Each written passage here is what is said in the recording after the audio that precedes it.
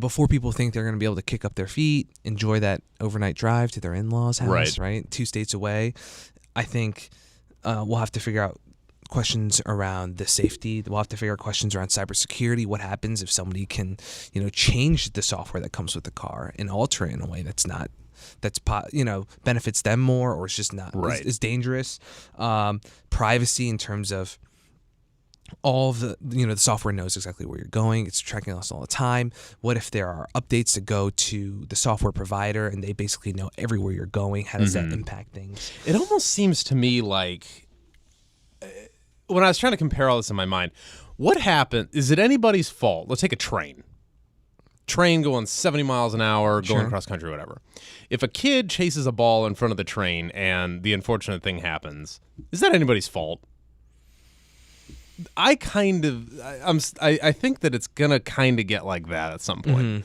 Because the car is going straight. If it doesn't have time to I don't know. It's trickier with like the octogenarian, newborn baby thing. But like, it almost seems to me like an autonomous car is like a train or a roller coaster, just something to where, things happen. Like, and something else I want to bring, Sam, if you're listening, I want to bring up that basically comes up when we talk about this, is the fact that you have, it's not uncommon at all for technology to outpace basically where the legal situation is, where the laws have to catch up to cover things like cybersecurity, for example, right?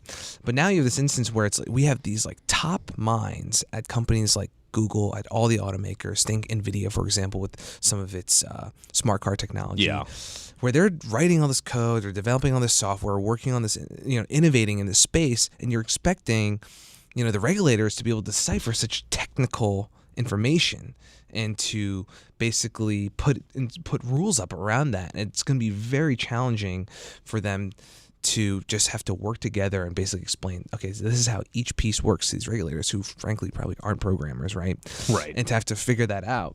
And there's definitely a knowledge barrier there. Exactly.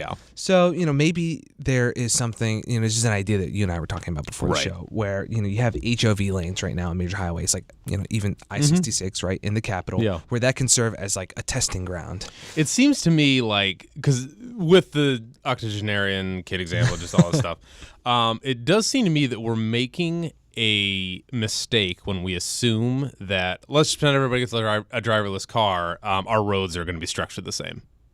That's kind of unlikely to me. And I also think that in most cities where there's congestion or whatever, it does seem to me like, I noticed that the video we watched, the TED Talk, we should probably link that out or something. If you want it, we'll email it to you. I noticed that the examples were all on a fast-moving freeway. Yes. If there's a driverless car going down Duke Street outside full headquarters here, speed limit's 25 or 30. Who knows, driverless car might actually even go slower than that just by law or whatever.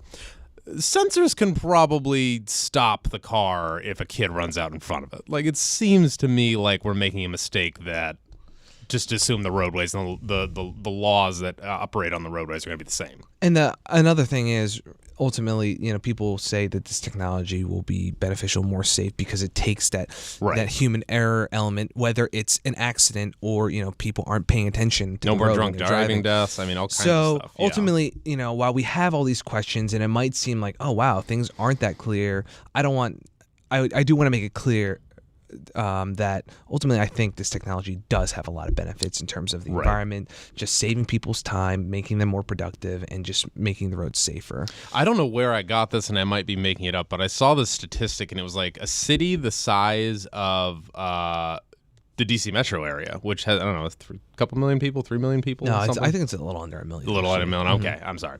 Anyway, I saw the statistic, and I think the city they use is Washington, D.C., and we could basically have like a fleet of like 7,000 driverless cars just like circling the city, kind of acting as taxis or whatever.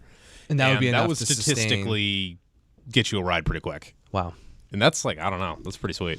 Cool. So yeah, I like I said, I'm sorry we don't have all the answers here, but this will definitely be an interesting space to watch, and we're actually really excited to have the opportunity to give you updates as they start figuring out some of the answers to these very difficult questions.